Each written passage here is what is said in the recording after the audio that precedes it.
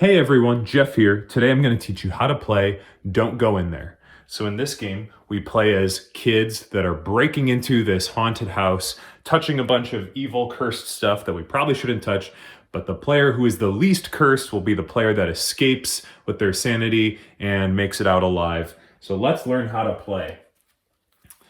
The game comes with a variety of these curse card types, and you're first going to choose which types you want to play with. The number of cards that you play with is determined by the number of players you are playing with. So today we're going to play a 2-player game, which means we're going to select 5 types that we want to play with. Now each type has 8 cards, so we should have a deck of 40 cards, and we're going to randomly remove 16 of those cards. I've already done that step. Here's the 16 random cards we're going to remove, and that means this is the deck of cards that we're going to play with for this game. So to finish setup, I'm going to put 3 random cards into each of these rooms. Now, some of the rooms have a setup rule, and the rule for the secret passage here is that there is a face down card that goes to that spot. Each of the rooms works a little bit differently, but we'll get into that at the end of this tutorial. Now, the goal of the game is to have the least curses. So the curse icon is this one here in the upper left corner. It's this evil hand, and each of the cards will have a number between 1 and 4. So a card with 4 curses is a very bad curse, while a card with just 1 curse might be a great one to take.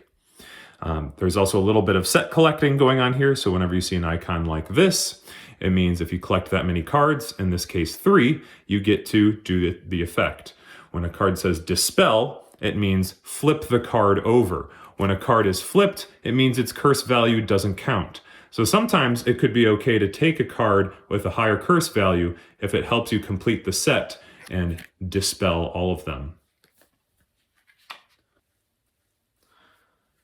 Additionally, over the course of the game, we're going to be getting haunted by these ghosts. So the more risky or aggressive you play, the more of these ghost tokens that you're going to take.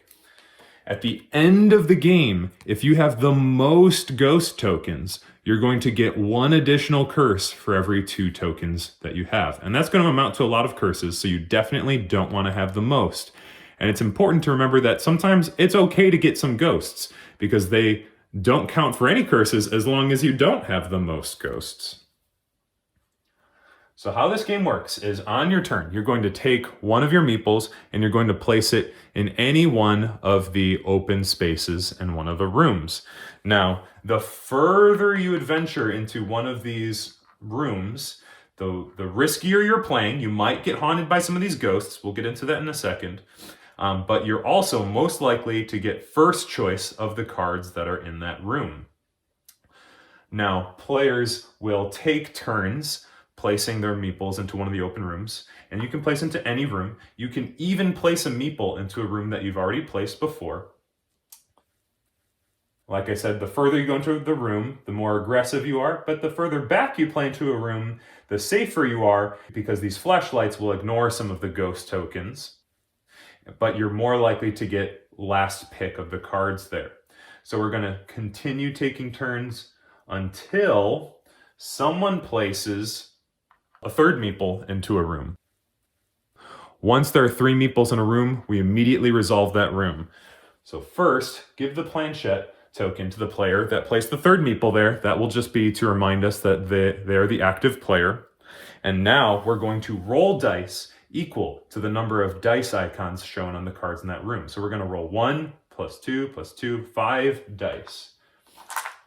Shake these up, roll them into the dice tower. All right, the roll of the dice shows that we have 3 ghost faces. So let's see what that means for our players here. We're going to resolve these, starting with the player who went furthest into the room. So that's me. So first things first, I get 3 ghosts because there are 3 ghost icons here. Here's my 3 ghosts. I'm going to put them behind my screen. So that's kind of a lot of ghosts, but at least I get first choice of the cards here. So I'm going to go ahead and I'm going to take this amulet card because it just has 1 curse on it. That seems like a good way to start the game. And I'm going to take my meeple back. Next, the white player has 1 flashlight icon, which means they get to ignore 1 of the ghost dice, and now they only have to take 2 ghost tokens. Now they will get second choice of the cards here. Maybe they'll take this mirror with 2 curses on it and add it to their collection. They'll take their meeple back.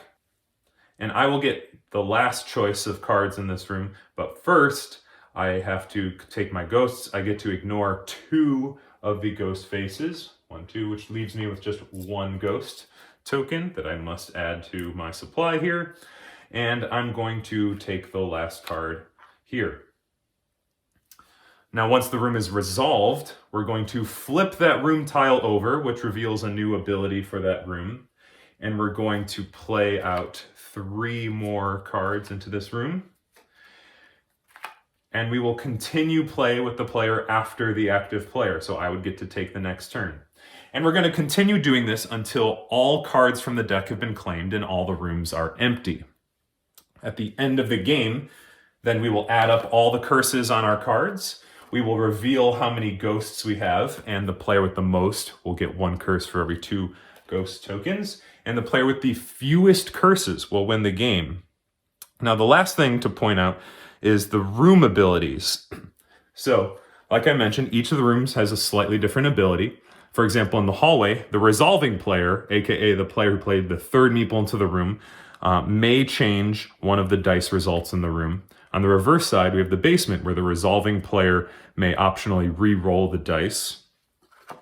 Here in the attic, if you were to place on this top spot, you would immediately have to take a ghost token. While if we play with the nursery, if you place on the bottom spot here, you get to get rid of a ghost token. And in the secret passage, during setup for this room, you place a card face down like we did. And whenever you place a meeple here, you get to peek at that card. Now on the back side, in the library, you have to arrange the cards in this room in ascending curse value from 1 to 4, left to right.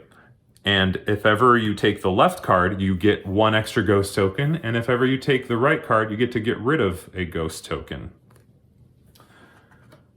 So there's a variety of rooms and a variety of cursed card types. Each of the cursed card types works a little bit differently. So depending on what you play with, you might get a very different experience of the game.